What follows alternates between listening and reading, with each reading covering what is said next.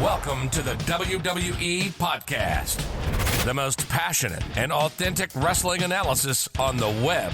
We've got you covered with every Raw, SmackDown, and NXT show, giving you a no bullshit opinion. We know you love wrestling. We do too. So let's get this show underway. And that's the bottom line. What? 'Cause Stone Cold said so.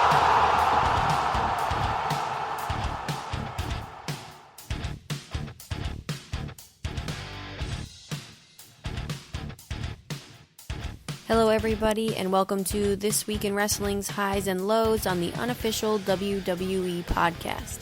My name is Burris, and we've got a lot to get into today, so let's jump right in.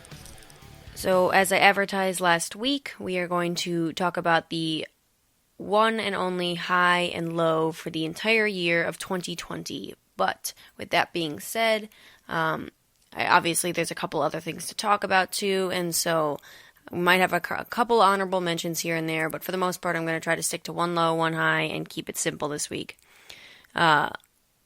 Before we get into that, however, let's just talk about this past week in wrestling. And I don't know about you guys. I don't know why. Maybe it was just my mood for the week, or maybe it really was the product, but I was just fairly underwhelmed. Obviously, there was some good and some bad here and there, but for the most part this week, and I don't know, there wasn't anything that made me jump out of my seat or made me want to turn the TV off. Pretty standard week in wrestling, I guess. Almost felt like a filler week. But with that being said, let's jump right into low for the week, and let's talk about Monday Night Raw. Specifically, not a match or a promo or anything, but Monday Night Raw as a whole. I'm going to give the low for the week because I don't know if I should give it to Vince McMahon or if I should give it to Raw or Creative or whoever. But I don't know, I felt like I guess the low for the week will be the John Huber, I'm never going to get that right, so I'm just going to call him Luke Harper or Brody Lee.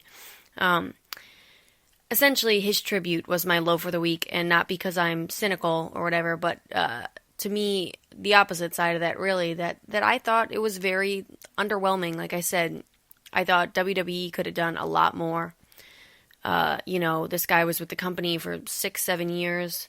I'm sure a bunch of other people have talked about it. I think it was a popular opinion amongst most WWE or just wrestling podcasts and articles and stuff all around that it was really underwhelming, and I can't think of a better word for that.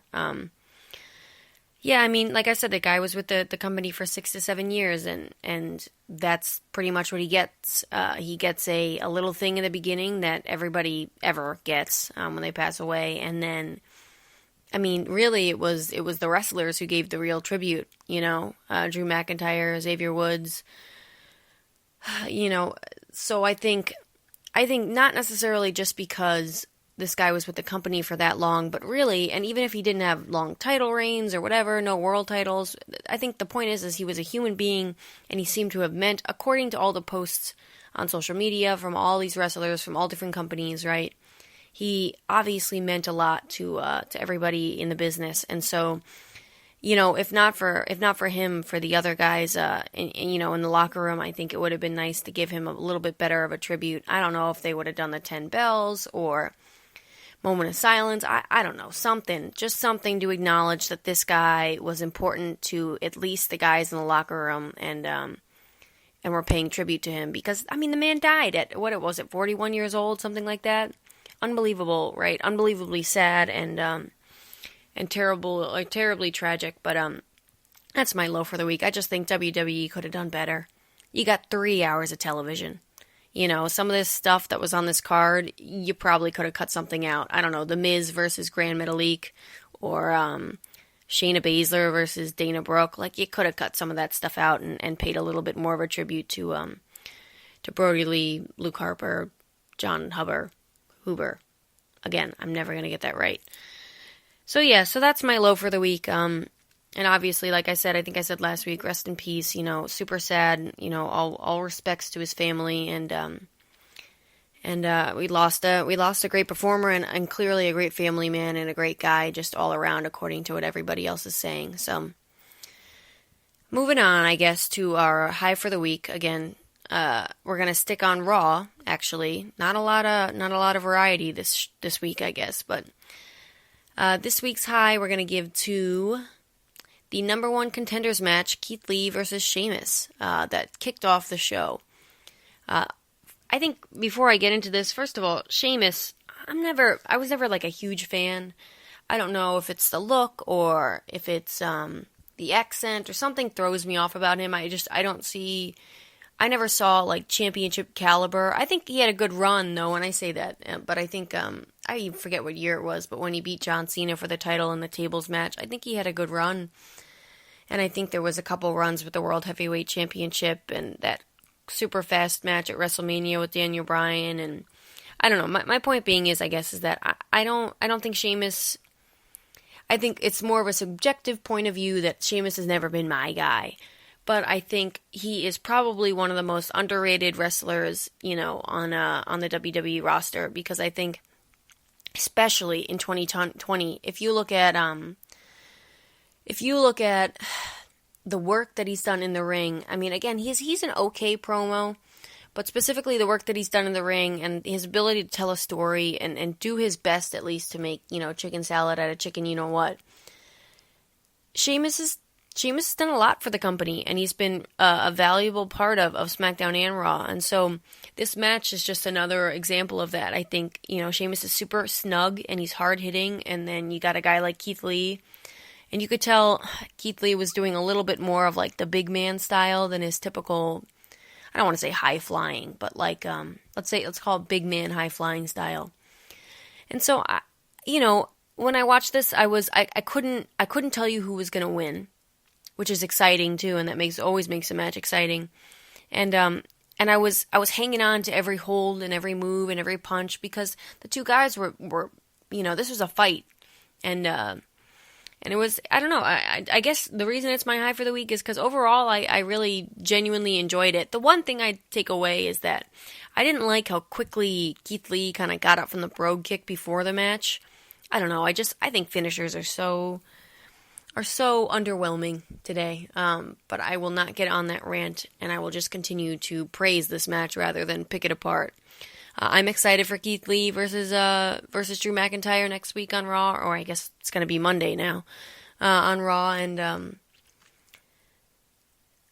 I don't know, I guess, yeah, like I said, overall I thought this was a great match, and I really can't go into much more detail than that. I think this is probably one of the best matches Keith Lee has had on the main roster all year, too.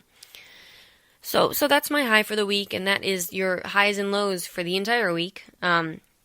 Again, I guess I just really wasn't too excited by this week in wrestling, so I apologize for a fairly dull, high and low specifically for this week. But to get into now 2020 as a whole, we are going to get to your official highs and lows for the year. And I have done my best to try to pick out one thing or another. I guess I got to mention a thing here or there, but I have done my best to just narrow it down to one. And I guess like we started with this week, we'll start with the low. There were a lot of things to pick from this year. I mean, 2020 was probably, at least in my opinion, has been the worst year in wrestling, period. At least in WWE specifically. AEW managed to figure out the no fans thing, I think, a lot quicker than WWE did, but and better personally. But 2020 as a whole has been pretty crappy. With that being said, let's jump right into it. Like I said, and quick couple honorable mentions of a couple terrible memories of bad storylines and matches this year. I'm gonna try to throw them at you quickly so we don't have to mull over this point too much, but.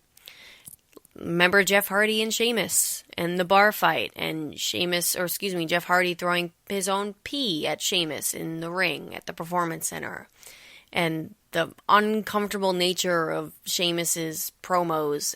Again, I don't think he came up with that crap, and I think he did his best to make, like I said, chicken salad out of chicken, you-know-what, but oof, that was hard to watch. I'm just going to leave it at that.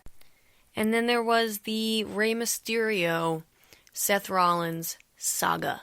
Mysterio family, because for some reason that man has continued to bring his entire family to work every day.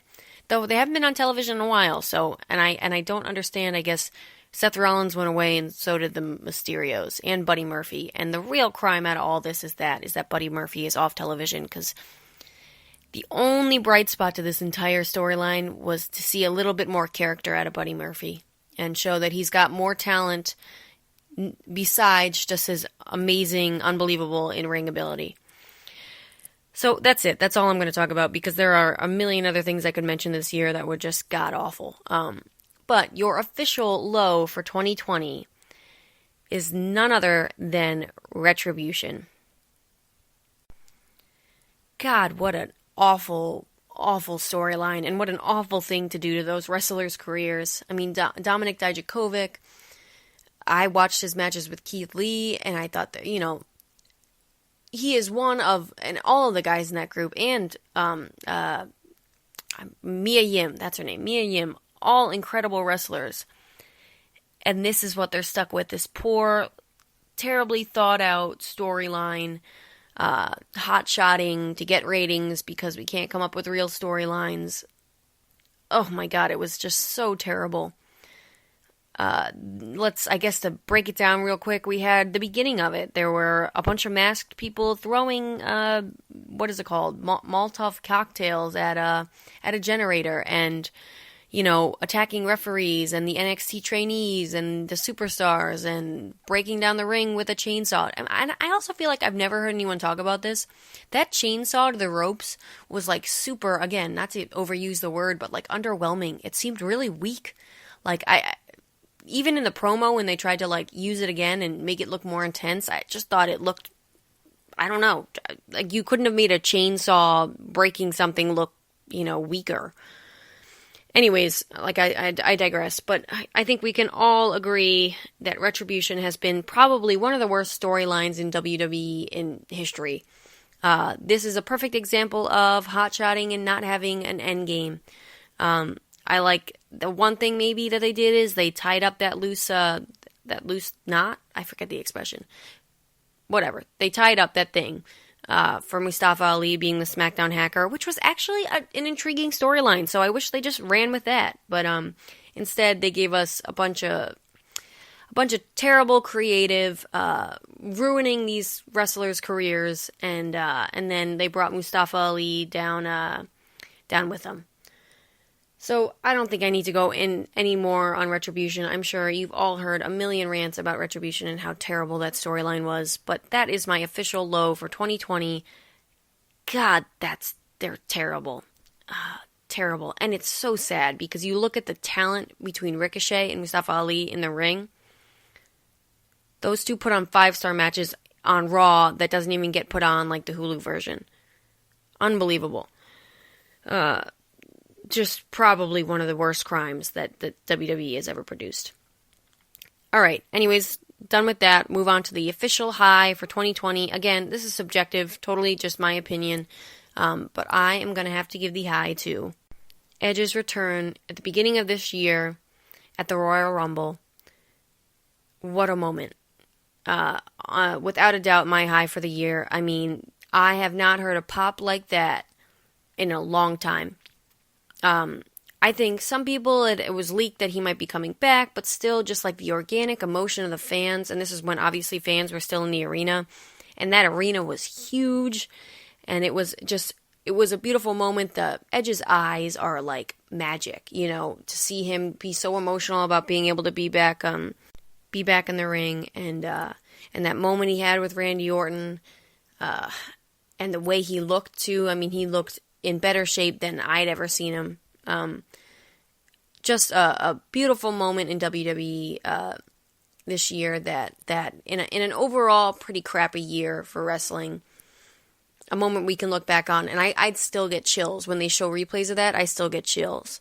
The follow-up, the feud with Randy Orton, touch and go, good moments, bad moments, but I think if I'm picking anything specifically, it is that moment, again, in January, Royal Rumble, Edge's return. I mean, again, I have not felt emotion like that in wrestling or seen it on the screen, too. I mean, Edge doesn't have to say anything. He can tell the entire story with his eyes. It was magic.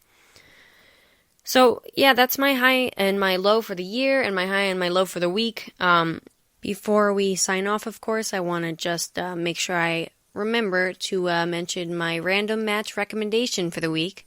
Yeah, this one's a little bit of an oddball, but I guess they all kind of are, and that's the appeal. Your random match recommendation for the week is the 2018 Women's Money in the Bank ladder match. I totally forgot about this match, and when I watched it back, I was blown away. I couldn't understand why I hadn't remembered this. I thought these women did an amazing job in this match. In my opinion, it's the best women's match, best women's Money in the Bank match so far. Easy win over this year's. But I was even at last year's Money in the Bank too, and when Bayley won, and that was incredible to watch. But in my opinion, this one takes the cake so far. So totally recommend you guys go watch it again. Money in the Bank 2018 women's Money in the Bank match. And that's all for me this week, guys. I hope you had a wonderful last week of your 2020, and thank God it was that. And hope you guys have a great start to your 2021. Happy holidays, happy new year, and I will talk to you next week.